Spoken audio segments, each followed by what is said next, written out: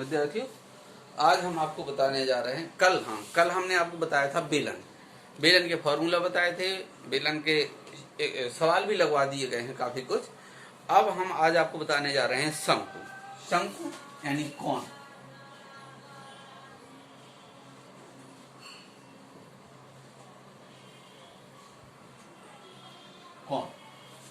शंकु जैसे ये, अगर हम ये एक समकोण त्रिभुज, सपोज ये क्या है, एक समकोण त्रिभुज है।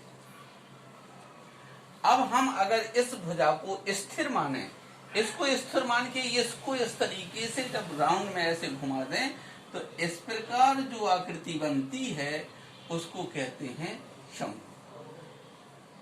समझ में आई बात?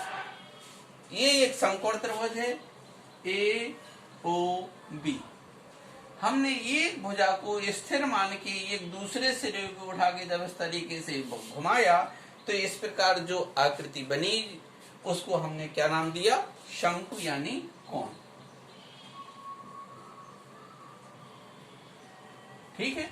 अब इसमें शंकु और कोण में क्या क्या आप फाइंड कर सकते हैं, क्या क्या निकाल सकते हैं?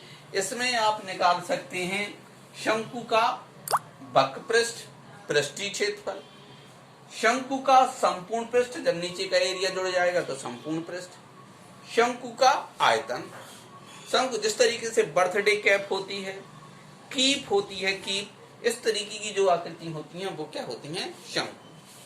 अब शंकु आधार की परिधि, तो आधार की परिधि तो वही होगी जो बेलन के आधार की परिधि होती है। एक ही स्थान है, केवल आधार में ही परिधि होती है, और क्या होगी परिधि? बराबर 2πr परिधि। शंकु की त्रिज्या, ये शंकु की त्रिज्या है r, शंकु की त्रिज्या r,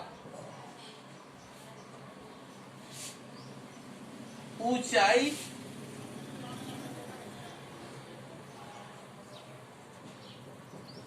h, इसको बोलते हैं स्लैंट हाइट, तिर्यक ऊंचाई।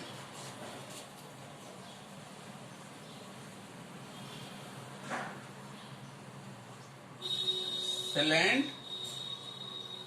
हाइट, इसको कहते हैं L।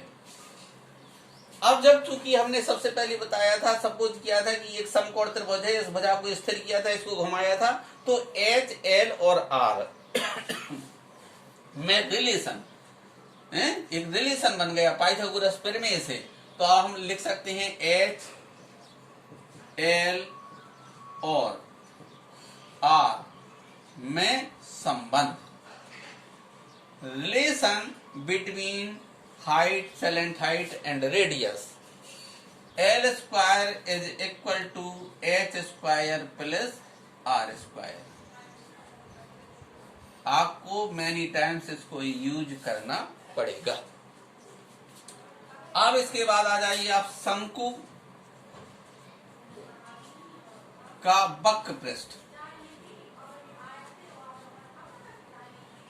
शंकु का वक्र पृष्ठ क्या होगा? πr l। शंकु का वक्र पृष्ठ, आधार का क्षेत्रफल, आधार जब परिधि 2πr है तो आधार का क्षेत्रफल वही होगा, आधार का क्षेत्रफल πr स्क्वायर। आधार का क्षेत्रफल आ गया, वक्र पृष्ठ आ गया।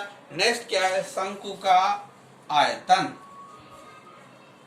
शंकु का आयतन। अब थोड़ा सा मैं आपको ये याद दिलाऊं, अगर ये आकृति ऐसी होती, ऐसी इस तरीके से, तो ये इसको हम हाथ रखें तो ये क्या है? बेलन दिखाई देता है बेलन। बेलन को हमने चारों तरफ से छोल दिया, छीलन निकाल दिया, ये टॉप को मान दोगे तो इस प्रकार जो आकृति बनी वो क्या बनी? शंकु।